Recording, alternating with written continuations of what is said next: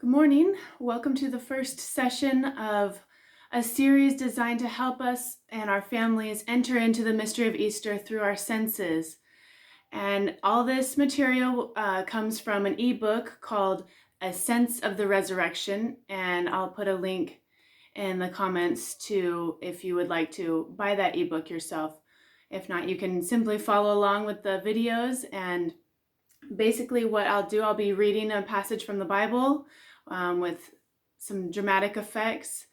Then there'll be an activity, and each time I will explain the instructions for the activity, but feel free to pause or do the activity later.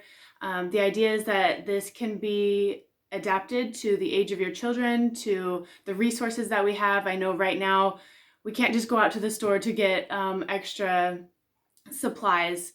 So really, please feel free to adapt this to what you have on hand and what will be best for your family.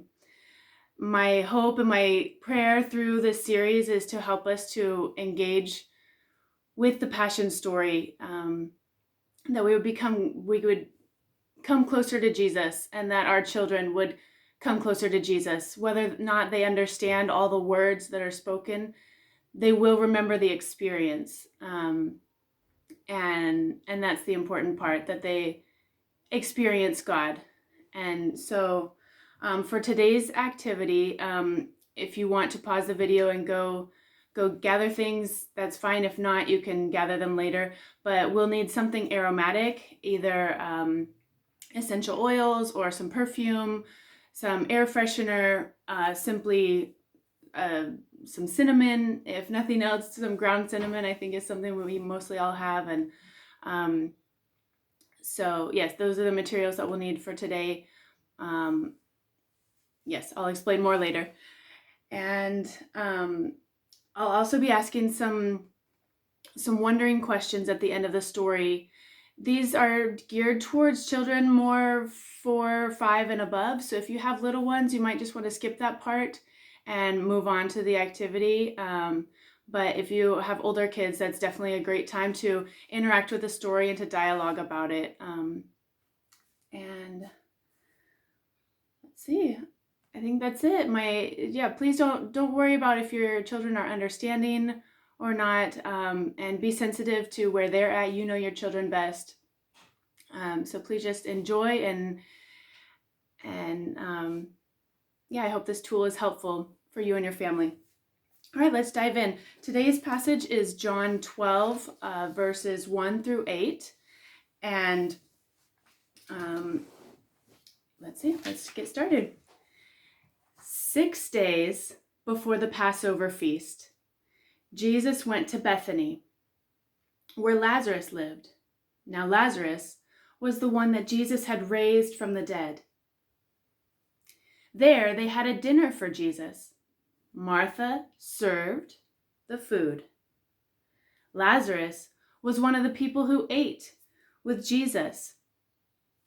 Mary, their sister, brought a pint of very expensive perfume made of pure nard. She broke the jar and poured it out onto Jesus' feet. And then she wiped his feet with her hair.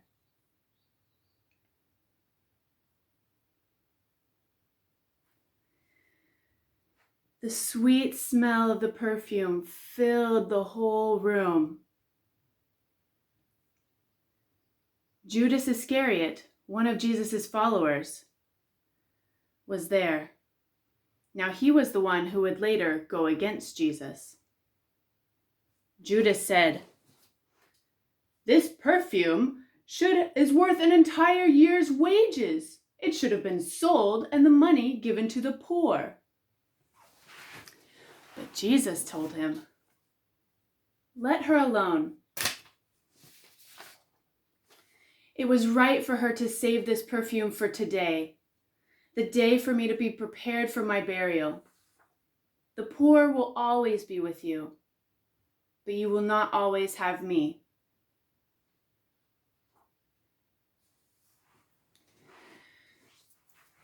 Now I wonder, What was your favorite part of that story?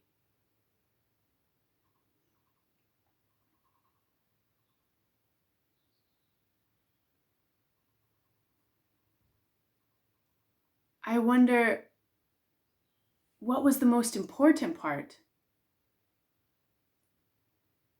You may want to pause the video in between questions so you'll have a chance to dialogue.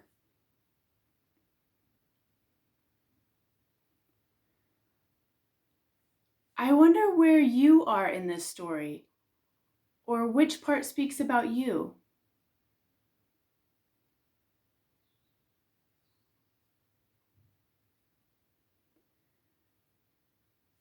And I wonder, is there anything we could take out of this story and still have all the story that we need?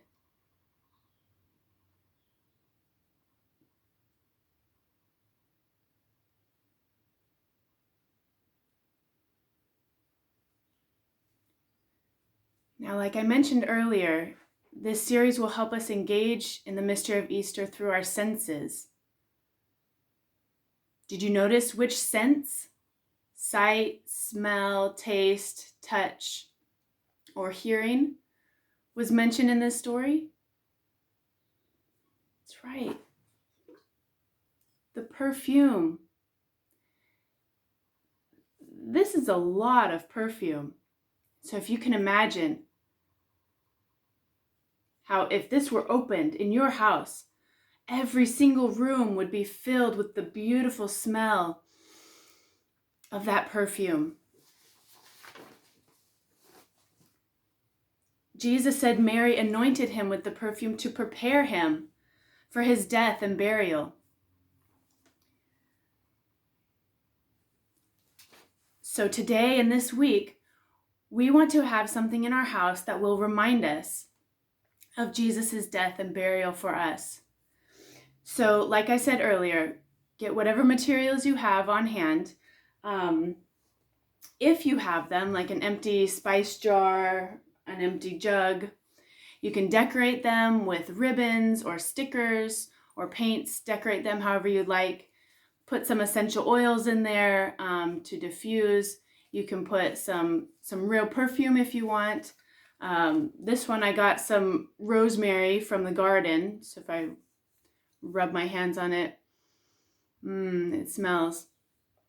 But one of my favorite things to do that is really easy is just put some ground cinnamon into some water and boil it.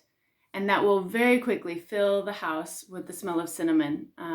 You could also try a citrus flavor, boiling some oranges or some lemons. And then whenever we smell these beautiful smells that we're filling our house with, we can say a quick prayer like, "Thank you, Jesus, for dying for me." We can be like Mary and prepare our hearts for Jesus' death as we smell these beautiful smells in our home. Right, that's all for today. Look forward for the next video story on Friday. Thanks. Bye.